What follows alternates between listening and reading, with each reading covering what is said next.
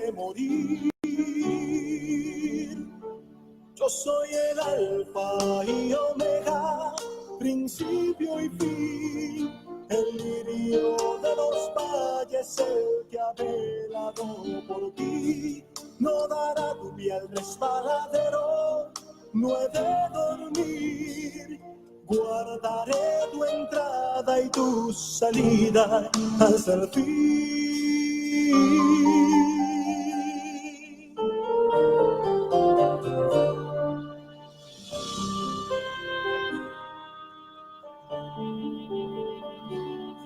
En tu casa no falta alimento, ni existen sedientos, pues te bendecí. Soy lumbrera para tu camino, si te sientes débil hay fuerzas en mí. He llevado tus enfermedades, tus debilidades, tus pecados míos. Entregué la vida de mí al que tanto yo amaba y lo hice por ti. En su día sonarán trompetas y a mi pueblo amado yo veré venir en una nube con todos los santos, rumbo a aquella tierra que les prometí. Yo soy el alfa y omega, principio y fin, el lirio de los valles, el que ha velado por ti. No dará lluvia al resbaladero, no he de dormir. Guardaré tu entrada y tu salida hasta el fin.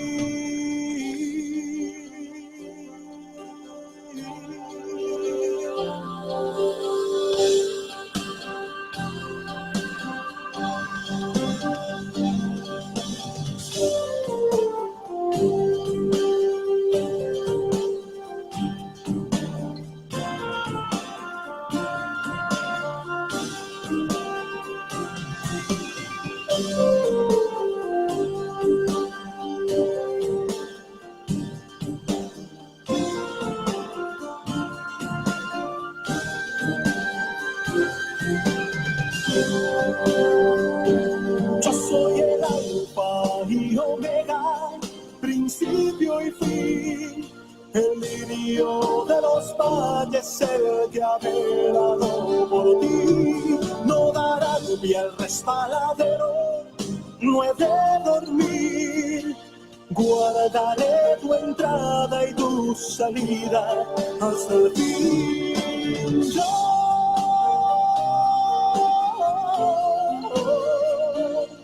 soy el lirio de los valles, el que ha velado por ti.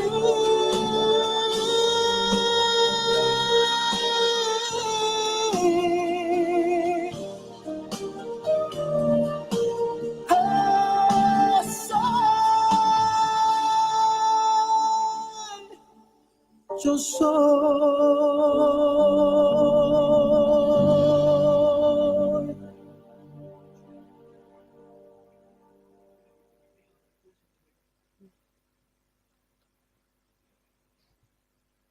Buenas tardes, nuevamente aquí con directamente de la Iglesia Evangélica Cristiana y Misionera La Puerta de Sion, ubicada en General Pico, La Pampa, Argentina, con el programa Edificándonos con la Palabra de Dios, la Biblia. Gracias por estar conectado a Siervo de Cristo. Espero que siga adelante, hermano, no desmaye. Seguimos adelante. En Cristo somos más que vencedores.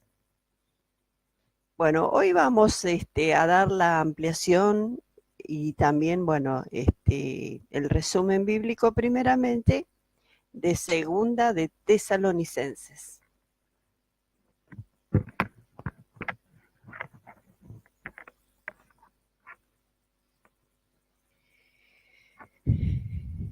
Doy comienzo.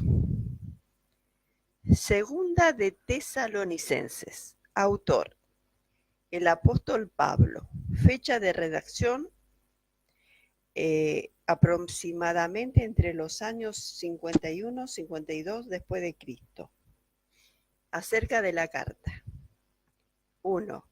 El mensaje de la primera epístola fue confortar a los cristianos en medio de la aflicción, recordándoles que si mueren en Cristo tienen esperanza.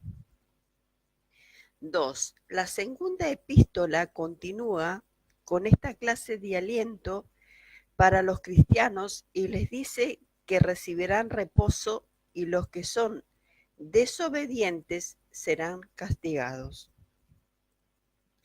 3. Esta es una carta breve que el apóstol escribe a una iglesia, así como también lo es Filemón. Esta carta solo contiene 3 capítulos. 4. La carta también fue escrita desde la ciudad de Corinto durante la fecha ya indicada. Tema central.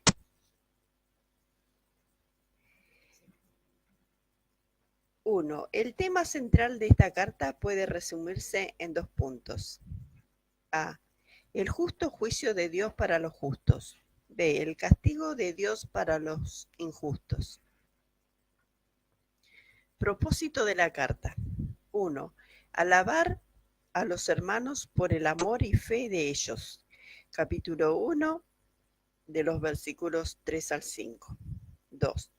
Recordarles cuál será el destino de los obedientes y desobedientes. Capítulo 1, verso del 6 al 10. 3. Recordarles que Pablo estaba orando por ellos. Capítulo 1, de los versículos 11 y 12. 4. Advertirle en cuanto a falsas predicciones que tenían que ver con la venida de Cristo. Capítulo 2, de los versículos 1 al 12. 5. Exhortarles en cuanto a perseverar en la doctrina que habían recibido. Capítulo 2, de los versículos 13 al 17. 6. Pedirles que oren por los apóstoles. Capítulo 3, de los versículos 1 al 5. 7. Recordándoles en cuanto a la disciplina para aquellos que no viven como es digno del Evangelio. Capítulo 3, de los versículos 6 al 15. Textos claves. 1. Porque después de todo, es justo delante de Dios retribuir con aflicción a los que os afligen y daros alivio a vosotros que sois afligidos, y también a nosotros cuando el Señor Jesús sea revelado desde el cielo con sus poderosos ángeles en llama de fuego, dando retribución a los que no conocen a Dios y a los que no obedecen el Evangelio de nuestro Señor Jesucristo. Estos sufrirán el castigo de eterna destrucción, excluido de la presencia del Señor y de la gloria de su poder, cuando Él venga para ser glorificado en su santo en aquel día y para ser admirado entre todos los que han creído, porque nuestro testimonio ha sido creído por vosotros. Segunda de Tesalonicenses, capítulo 1, del 6 al 10. 2. Así que, hermanos, estad firme y conservad las doctrinas que os fueron enseñadas, ya de palabra, ya por carta nuestra. Segunda de Tesalonicenses, capítulo 2, verso 15. Bosquejo. 1. Introducción, capítulo 1. A. Saludo, capítulo 1, de los versículos 1 y 2. B. Gratitud y oración, capítulo 1, del 3 al 12. 2. Enseñanza sobre la segunda venida, capítulo 2. 3. Estar listos para el regreso de Cristo, capítulo 3, de los versículos 1 al 15. 4. Bendición, capítulo 3, de los versículos 16 y 18. Lecciones prácticas. 1. Nuestro amor hacia los demás deben de aumentar grandemente, capítulo 1, verso 3. 2. El justo dar retribución a los que afligen el pueblo de Dios, capítulo 1, verso 6. 3. El final de los que no quieren creer en Dios y obedecer el Evangelio de Cristo, capítulo 1, de los versículos 7 al 9. 4. El cristiano debe de tener cuidado de no ser engañado, capítulo 2, de los versículos 1 al 3. 5. Dios envía un espíritu de engaño para que crean una mentira, capítulo 2, verso 11. 6. Los que no creen en la verdad serán juzgados por Dios, capítulo 2, verso 12. 7. Los cristianos han sido escogidos desde el principio para salvación por medio de la fe en la verdad, capítulo 2, verso 13.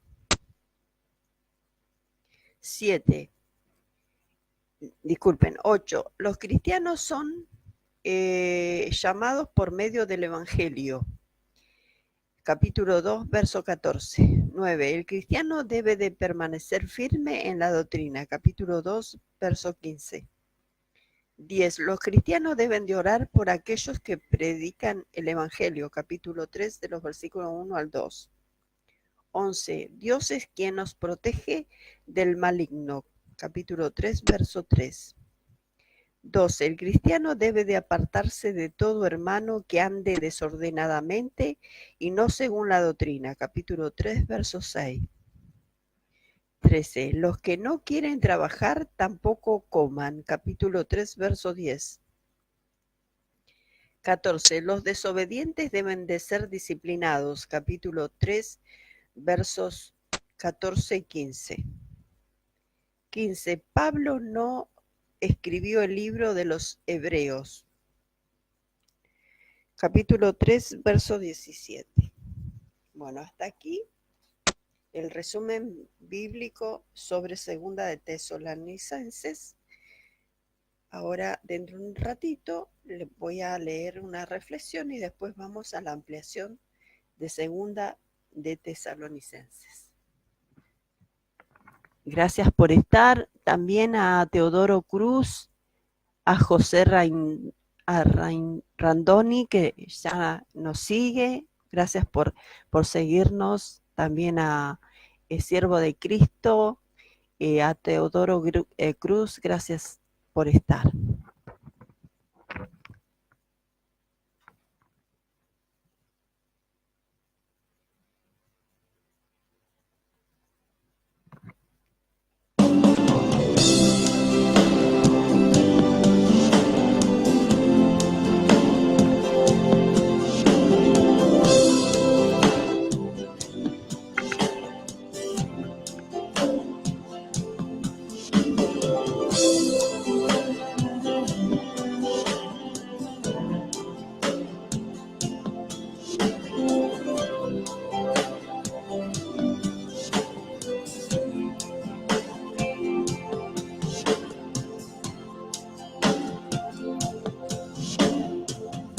Se hayan cerrado todos tus caminos, cuando estés llorando, cuando hayas caído, no te sientas solo, Dios estará ahí.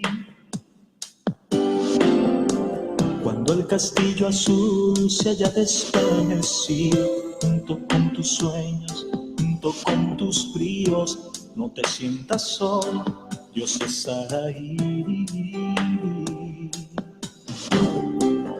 Cuando hayas pensado que no hay esperanza, que reina la noche y que el sol no avanza, no te sientas solo, Dios te dice así: descansa en mí, descansa en mí, descansa en mí, dice el Señor. Descansa en mí, descansa en mí, descansa en mí, dice el Señor. Él será en tu vida tu nuevo castillo, Él será tu sol, Él será tu pronto auxilio, sobre las alturas te hará caminar.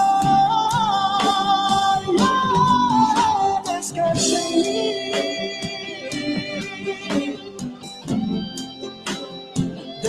descansa en mí, dice el Señor. Cuando hayas llegado al límite en tu mente, donde la cordura ya se encuentra ausente, no te sientas solo, Dios estará ahí. Cuando los recuerdos de algún ser querido, en vez de alegrarte, te hayan deprimido, no te sientas solo, Dios estará ahí. Cuando hayas pensado que no hay esperanza, que reina la noche y que el sol no avanza, no te sientas solo, Dios te dice así: descansa en mí, descansa en mí, descansa en mí, dice el Señor. Descansa en mí, descansa en mí, descansa en mí, dice el Señor. Descansa,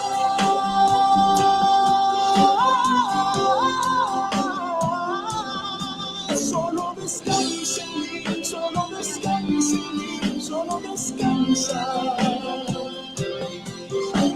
Descansa,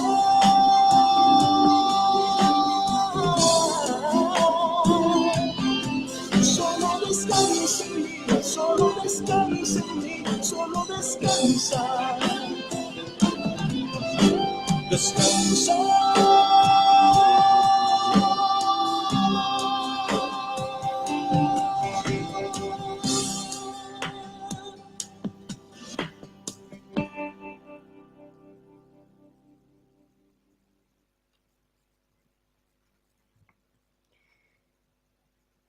La reflexión que voy a compartir con ustedes es: ¿por qué la gente se va de las iglesias? Esto es lo que necesitas saber. Los adultos jóvenes que abandonan la iglesia a menudo carecen de una prima mano de fe, una fe real, una relación con Cristo que importa profundamente en su propia vida personal, aparte de la presión de sus padres. He oído algunas estadísticas bastante notables sobre la iglesia abandonadas. Estoy segura que ustedes también, tales como dicen que el 86% de la juventud evangélica abandonan la iglesia después de la escuela secundaria para no volver jamás. El problema: esas estadísticas son leyendas urbanas, no han sido validadas y la investigación nunca ha llegado a esa conclusión. Vamos a explotar las estadísticas reales con respecto a jóvenes desertores y por qué abandonan. La verdadera investigación muestra que la fe es más resistente de una generación a la siguiente. Pero eso no venden los libros. Hace años, una persona que dice ser Reach examinó la cuestión mirando algunas de las cosas que ayudan a los adultos jóvenes a mantener su fe avivada y permanecer en la iglesia. Queríamos saber lo que se necesita para que un estudiante continúe su fe a través de la escuela secundaria, la universidad, los años de carrera y más allá. ¿Por qué los adultos jóvenes abandonan la escuela? Preguntamos a los jóvenes por qué abandonan la iglesia. De lo que abandonaron el estudio, aproximadamente 97% dijo que era debido a los cambios de vida o estudios o situaciones. Esa es una cifra bastante considerable. Entre las razones más específicas Primero, simplemente querían un descanso de la iglesia, 27%. 2. Se habían trasladado a la universidad, 25%. 3. Su trabajo hizo imposible o difícil asistir, 23%. Alrededor del 58% de los adultos jóvenes indicaron que abandonaron a causa de su iglesia o pastor. Cuando probaron más, dijeron: 1. Miembros de la iglesia parecían críticos hipócritas, 26%. 2. Ellos no se sienten conectados a la gente de su iglesia, 20%. 3. Miembros de la iglesia eran antipáticos y pocos acogedor, 15%. 52% indicó algún tipo de creencias religiosas, éticas o políticas, como la razón por la que abandonaron. En otras palabras, alrededor del 52% ha cambiado su punto de vista cristiano. Tal vez ellos no creían lo que la iglesia enseña o que no creían lo que percibían otros en la iglesia de creer. Fe de primera mano lleva a un cambio de vida y el compromiso de toda la vida. Más concretamente, el 18% no estuvo de acuerdo con la postura de la iglesia sobre temas políticos o sociales. 17% dijo que solo iba a la iglesia para complacer a los demás de todos modos. Y el 16% dijo que ya no quería identificarse con la iglesia o la religión organizada. ¿Qué podemos hacer? La razón por la que muchos adultos jóvenes de la iglesia dejaron de ir a la iglesia después de graduarse de la escuela secundaria, su fe no era personalmente significativo para ellos. Ellos no tenían una fe de primera mano. La iglesia no se había convertido en una expresión valorado y valioso en su vida, una que afecta a cómo viven y cómo se relacionan y cómo crecen. Iglesia fue quizás algo que sus padres querían que ellos hiciesen. Es posible que hayan crecido en la iglesia y tal vez ante la presión de los padres e incluso los compañeros a estar involucrados en la iglesia, pero no eran una fe de primera mano. No podemos postura nuestro ministerio estudiantes a pensar como y actuar como un tanque de retención de 4 años en la pizza. En su lugar tenemos que preparar a los adultos jóvenes para los desafíos espirituales que vendrán y las cuestiones de fe que se enfrentarán. Fe de primera mano lleva a un cambio de vida y al compromiso de toda la vida.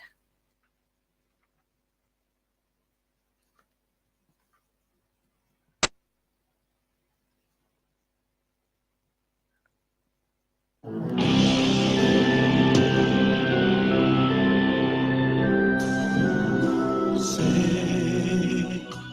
que de los errores se puede aprender, que de cada golpe se obtiene la madurez. Eso lo sé, y ahora al mirar me doy cuenta que no hay vida si no está, Señor. Perdona mi ignorante corazón. Si tú no estás, mi Señor, siento que moriré. Si no siento tu presencia aquí en mi ser, ya nada será igual. Si tú no estás, si tú no estás, siento que moriré. Si no siento tu presencia aquí en mi ser, ya nada será igual. Si tú no estás, sé que mientras tenga vida puedo reponer el dolor inmenso que yo te causé al gritar que no quería más obedecer tus mandatos ni escuchar tu voz. Perdona mi ignorante corazón. Si tú no estás, mi Señor, siento que moriré. Si no siento tu presencia que en mi ser, ya nada será igual. Si tú no estás, si tú no estás, mi Señor, siento que moriré. Si no siento tu presencia que en mi ser, ya nada será igual. Si tú no estás, si tú no estás, si tú no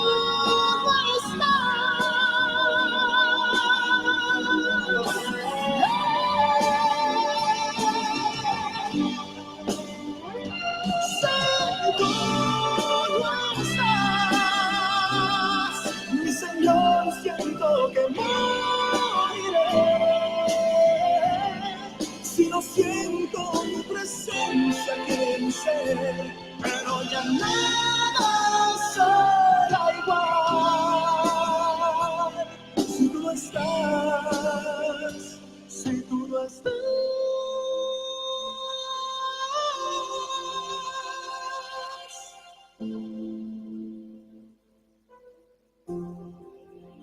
Si tú no estás.